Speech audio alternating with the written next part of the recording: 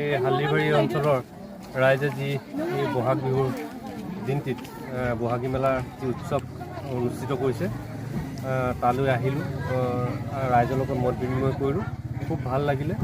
আমাৰ যি জনগোষ্ঠীয় ইয়াতে কালচাৰ আছে, সেই কালচাৰখিনি ইয়াতে খুব সুন্দৰভাৱে প্ৰদৰ্শিত কৰিছে। সকলোকে শুভেচ্ছা জনাইছোঁ। লগতে আমি আগন্তুক পঞ্চায়ত নিৰ্বাচন আহিছে, এই পঞ্চায়ত নিৰ্বাচনত ভাৰতীয় জনতা পাৰ্টীৰ কলাবাৰী জিলা পৰিষদৰ প্ৰাৰ্থী হিচাপে প্ৰতিদ্বন্দ্বিতা কৰিছোঁ। আৰু লগতে আমাৰ কলবজিৎ বৰা আছে, গোপালপুৰ পঞ্চায়তৰ সদস্য, আমাৰ ৰমেশ ভূঞা ডাঙৰীয়া গোপালপুৰ পঞ্চায়তৰ ইতিমধ্যে ৱাৰ্ড সদস্য হিচাপে উইনাৰ হৈছে। গতিকে আগন্তুক যি পঞ্চায়ত আহিছে, পঞ্চায়ত নিৰ্বাচন আহিছে, সেই পঞ্চায়ত নিৰ্বাচনৰ ৰাইজলৈ আহ্বান জনাম। ভাৰতীয় জনতা পাৰ্টী প্ৰতিজনকে, অকল মই মুকলি কৰা নাই, প্ৰতিজনকে বিপুল ভোটেৰে বিজয়ী কৰাই নিজৰ নিজৰ জেগালৈ পঠাব। আৰু তাৰ পৰাই আমি ৰাইজৰ যিখিনি অসুবিধা আছে, ৰাইজৰ যিখিনি কাম কৰিবলগীয়া আছে, সমাজৰ যিখিনি কাম কৰিবলগীয়া আছে, দেশৰ কাৰণে যি কৰিবলগীয়া আছে, সমাজখন আগুৱাই নিয়াত যি কৰিবলগীয়া আছে, সেইখিনি আমি কৰি যোৱাৰ চেষ্টা কৰিম।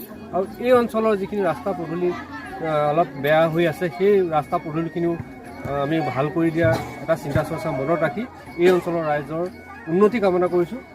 উন্নতি কামনা কৰি আপোনালোকক সকলোকে নমস্কাৰ জনাই ধন্যবাদ জনাইছোঁ। নমস্কাৰ। আজি বাগুৰুম্বা তথা আমাৰ বহাগী মেলাৰ লগত জড়িত সমূহ কৰ্মকৰ্তাক আমি ধন্যবাদ জ্ঞাপন কৰিছোঁ।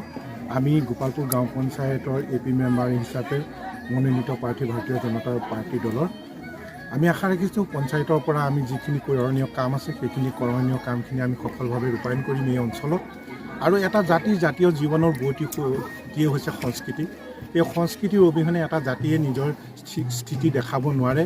আজি আমাৰ ভাৰতীয় জনতা পাৰ্টি দলৰ ক্ষেত্ৰতে আপোনালোকে চাওক, বাগুৰুম্বা আজি বিশ্বৰ দৰবাৰত স্থিতি লাভ কৰিছে। এইখিনিয়ে মই কৈছোঁ, যাতে জাতিটোৰ উন্নতিৰ ভৱিষ্যত কামনা কৰিলোঁ আৰু সমূহ বড়ো সমাজলৈ আমি আন্তৰিক